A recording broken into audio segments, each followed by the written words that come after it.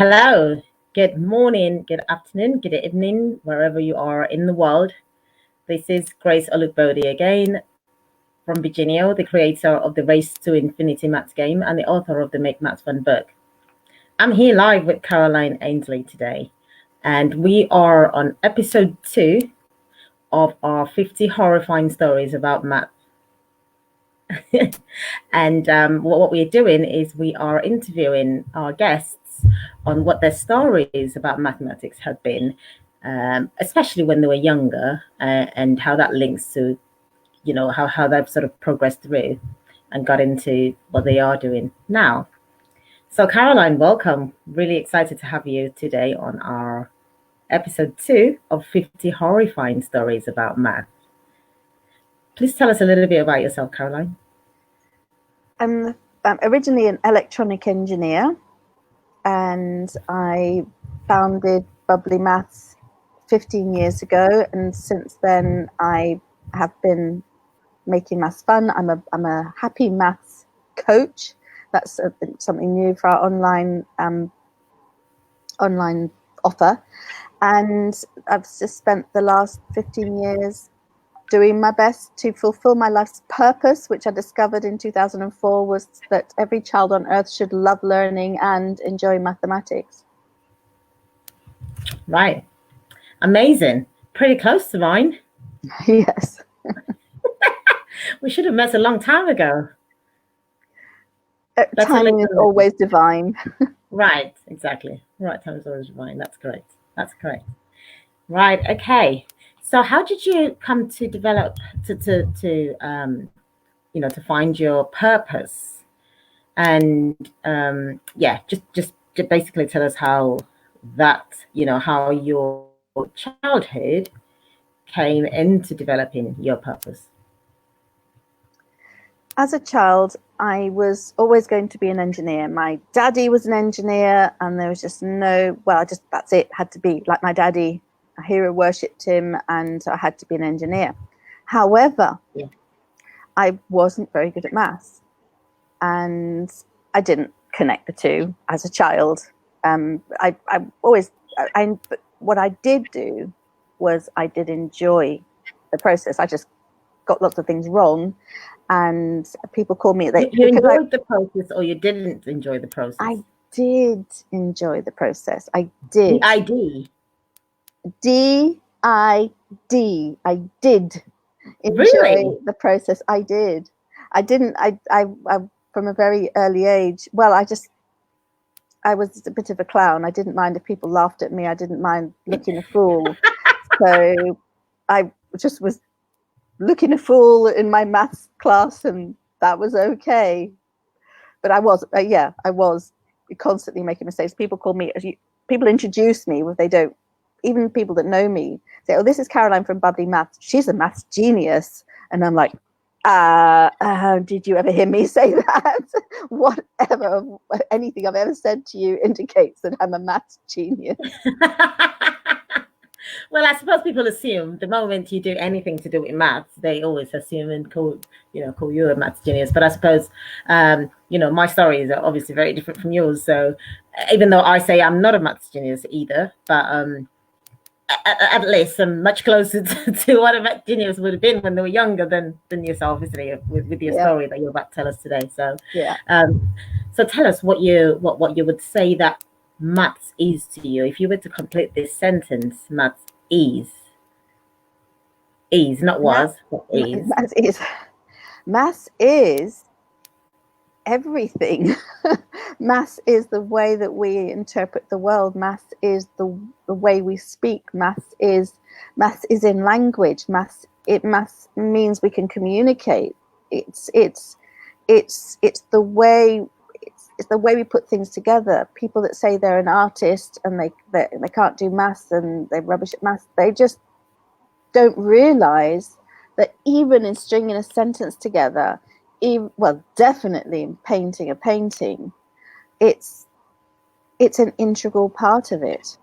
And without maths, we don't have anything. It's our way of interpreting the world. The world would exist, but our existence within it would, I don't know. I just can't. We can't do it without maths. Maths is essential. You're right. I mean, now the very existence of the world is built around maths. Think about numbers. Pythagoras has this quote that says numbers rule the universe, or numbers rule the world, one of them. So even to have a tree start growing, or I don't know, put a tree together, or whatever it is God had to do to, there's maths in it. There's all the patterns and all that. It's all maths. It's all maths. Everything. Yeah, exactly. Structure, the DNA structure, everything. It's all maths. That's correct. Yeah, DNA structures. Yeah, you told me once about that, didn't you? Maths is. Yes. Okay, maths is everything. All right, brilliant. So I guess Caroline says that maths is everything. And I agree. Of course, I agree. Now, tell me, what sort of experiences did you have of maths when you were younger? Do you have any sort of stories that you could tell us about? Because you have mentioned that you didn't have a great experience when you were younger, but do you have any sort of specific stories that you could tell us that could help parents that maybe some people can relate to? Because what happens is by the end of the interview, we'll be able to relate a lot of this to what parents are going through or went through, or that their children are going through now, which can help them to sort of see how to turn this around. And that's the whole point of these stories. So 2 words to this day can still turn my blood cold. Those 2 words are timetables. Till now, is that? Till now. Yes, no, we've got a solution, haven't we, Grace? So, yes, we are looking for a solution to it. Yeah, right, correct. So it was that my worst story of maths ever was I was told to go after school, stay back at school after school. Now this was just when I started secondary, so I was 11 years old. And going through life, and I didn't mind making my silly mistakes in maths. I was never really that bothered about it. I would struggle like crazy to actually understand a lot of concepts. Some I would just understand but still make silly mistakes. Others I just didn't understand. But I would persevere, and I was lucky to have patient teachers. But this one day, after I joined secondary school, I was told to stay in after school and go to a room. I'm like, okay, they didn't tell me why.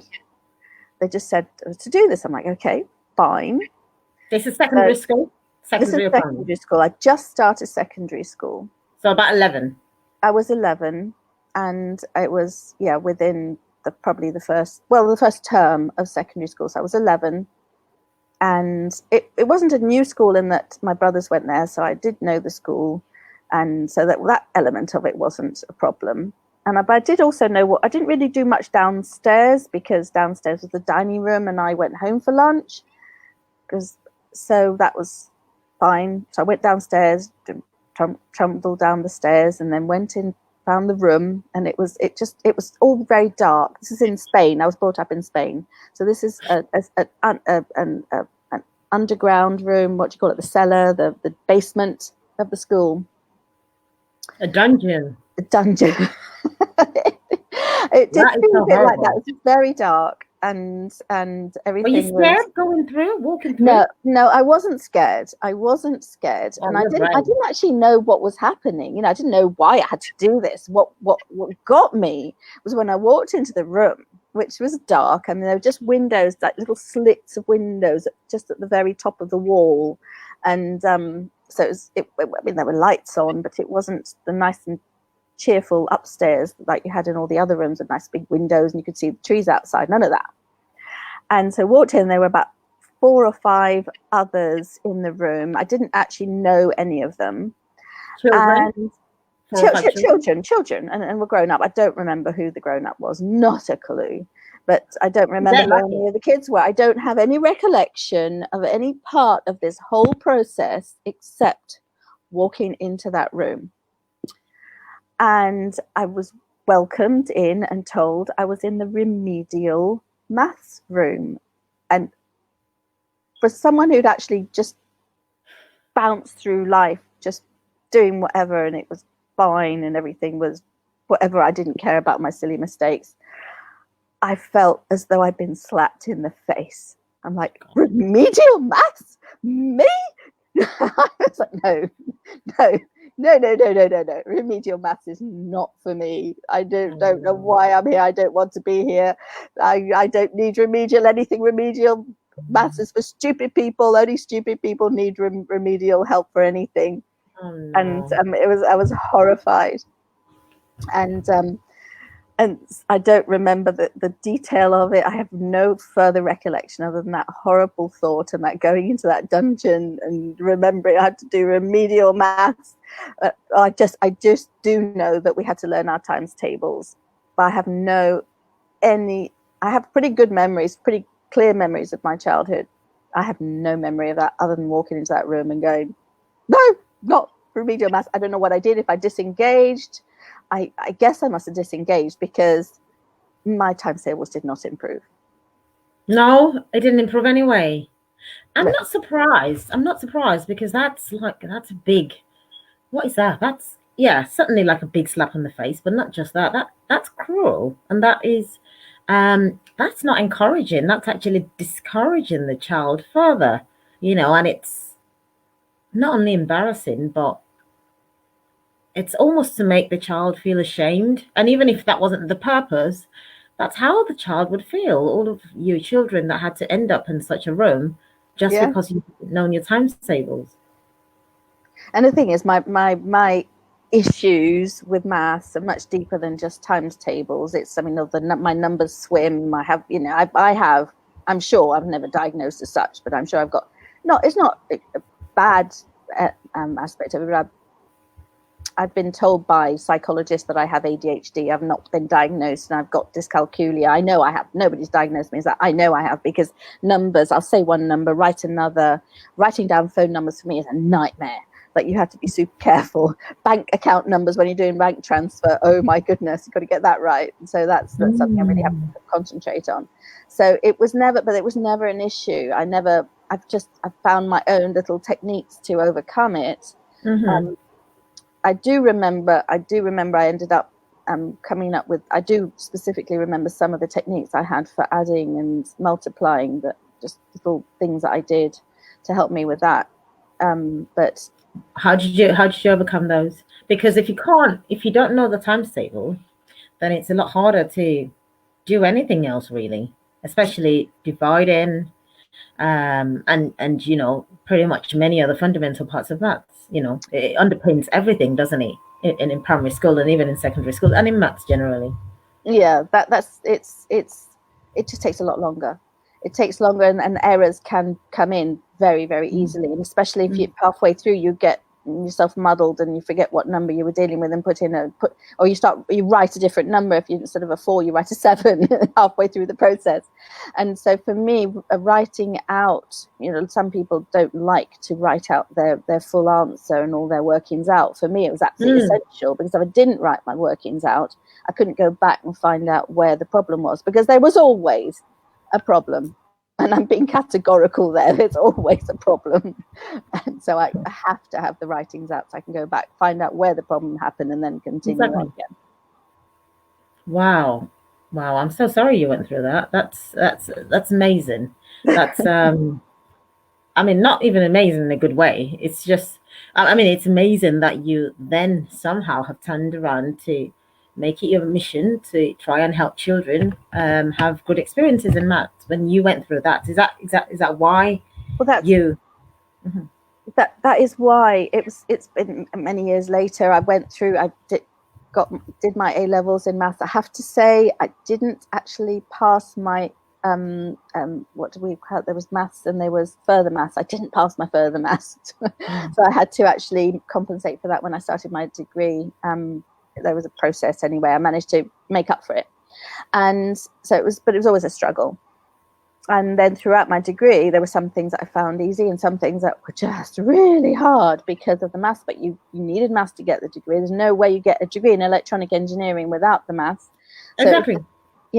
So it was just a matter of just working hard and doing the same thing again and again and again until you get it.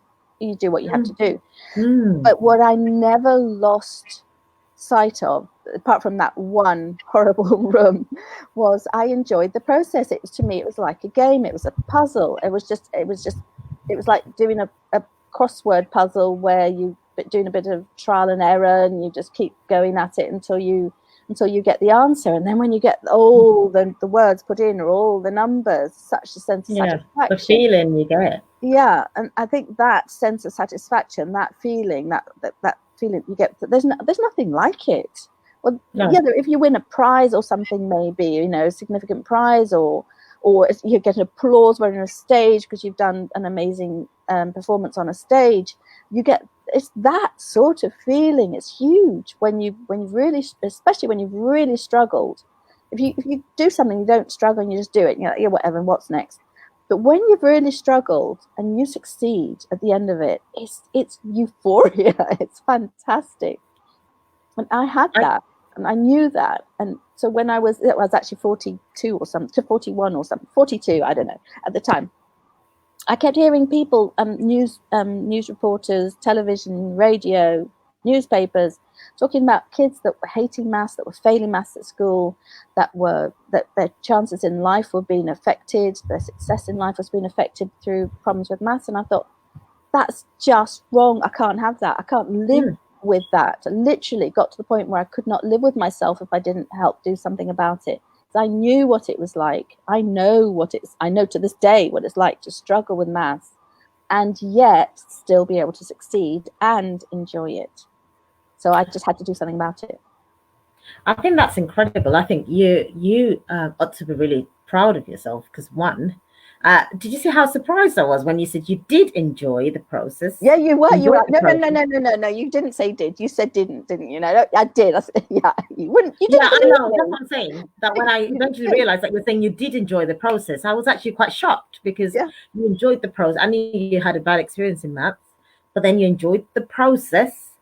And then that's quite peculiar, actually. You enjoyed the process of learning maths and being in maths classes and stuff, but you then had that horrifying experience. I didn't enjoy the process of learning the times tables. Yeah, not the times tables, of course. Yeah, but do you know what? Most people, maths is they don't enjoy maths, full stop. Do you know what I mean? It's not like, oh, I quite enjoyed that one. I just don't enjoy this little bit here, but I enjoy everything else. No, they don't. Like, if they've had a horrifying experience, they've had a horrifying, terrible experience. Like, they can't think of anything nice to say about maths, because I always like asking that, what do you like about maths and what do you dislike about maths, which you've already answered. But in their cases, it's like there isn't a mix of both at any point of their lives, unless it's just recently then turned around and they became adults, which even for most people it didn't turn around. So I think for you've got to be really proud of yourself, because if you think about in real life, if one isn't doing well at something and not getting good results from something, they will get discouraged, and they wouldn't follow like the normal average person cannot even follow that career path that have anything to do with mathematics if they've had bad memories when they were younger, or if they didn't quite get it when they were younger. But yours is like amazing, because this got to be like a skill that you have, some kind of sort of crazy grit to still be going for electrical engineering when you hadn't done that well in maths and didn't even pass for the maths, because then you would think that even an electrical engineer would be worried if they didn't pass for the maths to go further, into electrical engineering. I think it's amazing that you then just stuck at it, believed that you at least were good enough overall. Yeah, not good in some bits and good in some topics in maths, but then overall that you would succeed and push through and get that degree that was really based on the same maths that you weren't actually getting. I think that's amazing. That's really a big one, I would say, for our parents who are going to be watching, who are watching now, or who are going to be watching later. That it's never too late, even for them, but also for their children. If any of them is struggling, they should listen to your story, knowing that they don't have to not follow the career path they want to follow. They know they're going to encounter maths there, but they just have to stick at it and keep doing it and believing that whether they have whatever it is that you might have even thought you had, you still stuck at it and followed through, and I think that's amazing. That's amazing. It's so heartbreaking with the children that are disengaged completely, where you just Yeah. say the word maths and that's like, nope, I don't. The thinking stops, and that is where and talking to the parents, that is not it's not the end of the road. It feels like it is, but it isn't. There are solutions, there are ways through that, but it does require for that thinking to resume, and a change of mindset, basically. And that's what Grace and myself dedicate our lives to helping with. Right. Exactly, because we've just met recently, and we've just realized that actually our missions are so similar, and we're like, oh, really? Well, that's what you do, and that's what you're trying to achieve. Well, that's what I'm trying to achieve too, And we're doing it in slightly different ways, which is great. Which we've decided that, you know what, we better come together and do something too, especially with that times table, because it's a very big thing for children. And when you told me that you were struggling with times tables, I told you that a lot of parents are coming to the group saying that they need help with the times table for their children. And I've always known it was a big problem, but I didn't realize that. I mean, I think this COVID lockdown period has made it more obvious that it's actually more of a bigger thing than not just that I thought, but that the parents of those children thought themselves. Because everyone's kind of now realizing that, when did this child start struggling, sort of thing? Or because they're home now, and now they can see that the children are struggling much more than they thought they were struggling, or even people who didn't know that the children were struggling have just realized that, hang on a minute, they're horrified to see that their children are struggling with maths, especially for parents who didn't struggle with maths themselves or don't struggle with maths, and their children are having nightmares or because of maths, meltdowns, the freezing.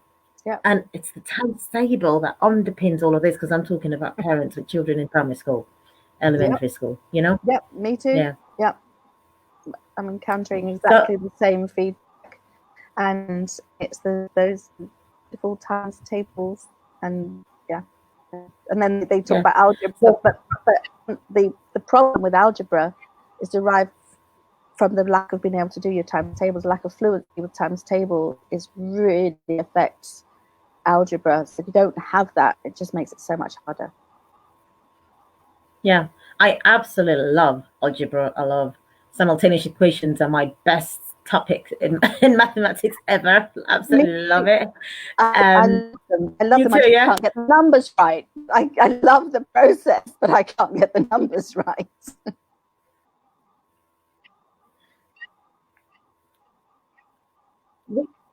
Don't worry, we should do a lot together. Our only problem, our only limitation is time. Other than that, we can do so much together. And you obviously know that you can get. Actually, I don't even need to tell you, because you know about the whole mindset thing. So you know that you can get it right. It's just actually dedicating some time to it and practicing it and all. And you know what? You and I, we should do some of this together as well.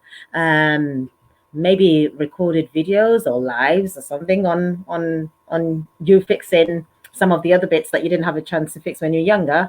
And it'd be interesting for people to sort of watch and learn from it as well. So it won't be me showing them something and they're thinking, oh, she knows it anyway. She didn't really have the problem, so she doesn't understand. You have that problem, but then you are trying to help people not have that problem. And then you have some parts of it, which is a problem for you, and we can fix that. And whatever things that are not perfect about that, or if I showed you a couple of times and you hadn't got it yet, we'll just continue until you get it right. That's going to be so fun. That's going to be so interesting. Actually, we should do that, and we should do that in both our groups, shouldn't we? In the Make Maths, in your group, your Make Maths Fun group, and in my Maths Tricks and Maths Games group, we should do more of those as well once we finish the timetable series. So I think that would be really exciting. Sounds like a great idea. Yep. And yeah, great idea. I know. We keep coming up with ideas of things we can do together, don't we? Yeah. So I was going to then ask one more question, but there's no need to ask that because you don't have a negative mindset towards maths. I had written down that if you had a negative mindset towards the things that you didn't get when you were younger, but actually you don't. You're just really waiting for some time, isn't it, to then be able to work on those things, and get some help, some support, with it, isn't it? So I think it'd be great if we do some of those together. And it's been really lovely to really hear your story. It's been horrifying to hear your horrifying story about that cellar dungeon. I mean, that's honestly, that sounds like prison. It sounds like, I don't know, it sounds, I just can't believe it, I just can't believe it. And I know a lot of parents are going to be like, but yeah, I just wondered if you had any, sorry? Well, reflecting on that, I think that is how kids that hate maths, kids that have that maths anxiety, feel about every single maths classroom they enter. Doesn't matter whether there's light outside or not. I think they have that feeling of them walking into a dungeon. And the ones that are now, the parents are seeing what the problems are now, of ones that have been going into the maths classroom, not engaging, being able to hide because they're at a desk, they're in the room, but not engaging, whereas you can't get away from that when you're stuck at home. And and but that dungeon, I think, is very real in people's heads. Wow. We have to fix that problem. We have to fix this problem. We do. Yes, yes, we do. I think we made it our mission around the same time, although we didn't know each other, because mine was in 2003 when I realized that so many children were having mathematical anxiety. And I made it my mission to turn mathematics into a game. I tend to use board games more, and then I expanded to using other, just sort of showing the bits that people really were stuck on. So, I don't, because there are lots of teachers out there, so I don't really want to, I don't want to teach if I don't have to. Not that I love to teach, but I don't want to teach if I don't have to. But where I have to, and the people that I'm supporting need something, then I always do. But I tend to focus more on games, board games, and using that to help children love maths more and reduce mathematical anxiety. And I'm doing a lot of mathematical anxiety at the moment. So it'd be interesting to see how this all pans out. And I pray that we both achieve our missions. We have to keep going until we achieve it, and help with children and parents. Yeah. Any last words from you, Caroline? Just that we will not stop until we succeed. It may not happen in our lifetime, but what we're putting into place now and working with other people around the world that are doing similar things, it's inevitable. We will achieve that objective. We will change the landscape, not of mathematics, but of the way it's perceived and the way it's taught. Because a lot of teachers were trained in a different way, in the way that my teachers were, where I needed remedial maths, and that's, let's say, the old school. And the new ways, and we're opening up new horizons, and it will happen. We will succeed. Yes, we will succeed. We can do it. We can do it. Yes. So thank you very much, Caroline, for coming on this interview today. We're really really chuffed that you came, and it was lovely to hear your story. Parents, my main reflections from here are, I have mentioned some of them are probably quite obvious, but one thing is that parents and children should not give up, because the children can turn around in maths. It's actually working. It's easier. No, actually, no. I've found it easier to work on parents' mindset than actually just showing how to solve a particular problem. Yeah. However, if parents would understand that, even from Caroline's story here, you can hear that it's actually easier for that person, you the parent, or for you to work on yourself, to try and change around that mindset and build what we call like a growth mindset, which is it's mindset that's based on, you know about the fixed mindset and the growth mindset. The growth mindset based on knowing or understanding that it's practice, and you keep doing it, just like Caroline was doing it, and not giving up. If you don't succeed, pick it up and try again and try again and try again, with the right guardians, of course, and then you will eventually get it. It doesn't matter, dyscalculia or no dyscalculia, learning disabilities or no learning disabilities, normal learning abilities or not. if you don't practice it, if your child doesn't practice it, if you don't encourage your child to practice it, if you don't build what we call grit in them, which you build in them when they're doing sports and they don't win a particular subject. I said subject, and if you don't win a particular, if they don't win a particular game, these are the things that we tell them. Don't worry, just try again. Try again. Maths is no different. We need to keep telling them to try again. But we need to tell ourselves first as parents, because a lot of parents have bad memories of mathematics when they were younger. And I always say that even though there are so many problems around children learning maths, too many of them dislike maths, they hate maths, they don't believe they can get good at it, they find it a boring chore, they can't relate it to real life, they don't know why they're doing maths, they don't have enough fun creative ways to practice maths. But there's a bigger problem. And the bigger problem is that too many parents are afraid of mathematics themselves and don't know how to help their children. Yeah. Caroline, I don't know if you know the statistics, but in the UK, up to half the adults in the UK have numeracy levels no greater than that of an 11-year-old. And it costs in the UK economy £20 billion a year. So actually, you and I are paying for it. You parents out there watching us, you and I are paying for it. And the key is to catch them young. And it's your job as a parent. Yes, it's a teacher's job, but it's much more your job as a parent, because the child spends much longer with you than the teacher. It's your job as a parent to encourage your child to keep trying, to have a positive attitude around maths. You need to have positive conversations around maths all the time. And these are some of the big things that I am about and I talk about all the time. And I know Caroline is also talking about the same things. And she uses lovely balloons and bubbles and lots of shapes to relate mathematics to real life for children, especially younger children. So it's quite important also to build it. I'd like to add there, it starts from the very beginning, from when you first start, well, from when a child is born, when they're forming, when you're hearing everything you're saying. And if the parents are saying, even to an older child or to anybody else, I don't like maths, I can't do maths, oh, don't worry about maths, I'm rubbish at this and I'm rubbish at that. They're hearing all of that. And it's amazing how they parrot it and back. They think it's okay. And verbally. Yeah. And you don't want your child to hear it. It makes them think that it's okay. Yeah.